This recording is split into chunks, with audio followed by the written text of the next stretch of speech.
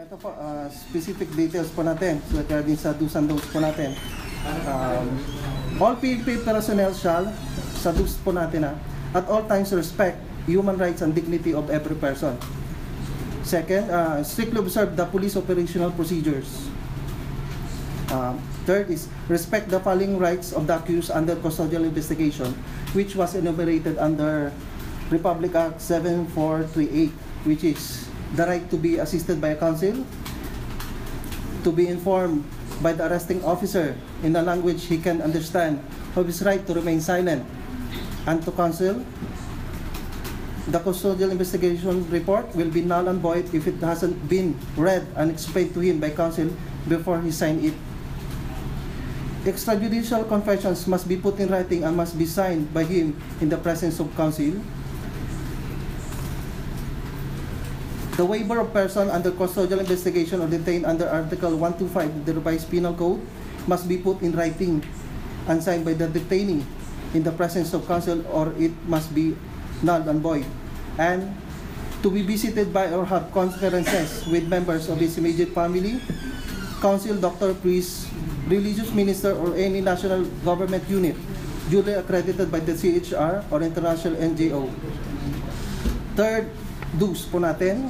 Strictly obey the mandates under Republic Act 7438, which is the anti-torture law, which will be as follows: to value the dignity of every human person and guarantee full respect of human rights, to ensure that the rights of all persons, including suspects, detainees, and persons, are respected at all times, and to fully adhere to the principles and standards on the absolute condemnation and prohibition of torture set by 1987 Constitution.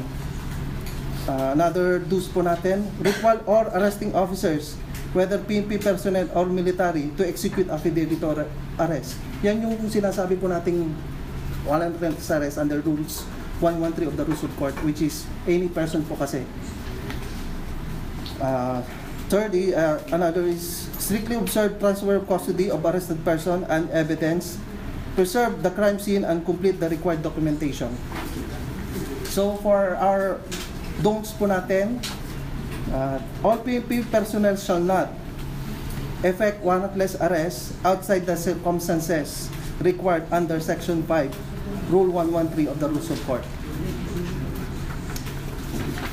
Ito po, second is PNP personnel shall not continuously detain the arrested person when no case is filed within 3 days from arrest. After the lapse of 3 days, the arrested person shall be released. Third is apply the suspension of the writ.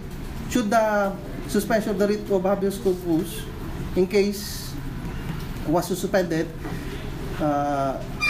the person not involved in the rebellion, the suspension applies only to those judicially charged. So, specific lang po. Yung 3 days po natin is applicable lang po dun sa cases of rebellion and offenses directly connected with invasion. Next is police personnel shall not try civilians in military tribunals. So, the declaration of martial law does not suspend the functioning of the civil courts. Police officers should not violate the constitutional rights of a person. The constitutional guarantees under the Bill of Rights remain to be operative and continue to accord the people its mandate of protection. Police officers should not violate the basic rights of the people and citizens. And police officers should not implement martial law for more than 90 days unless extended by the Congress upon the initiative of the President.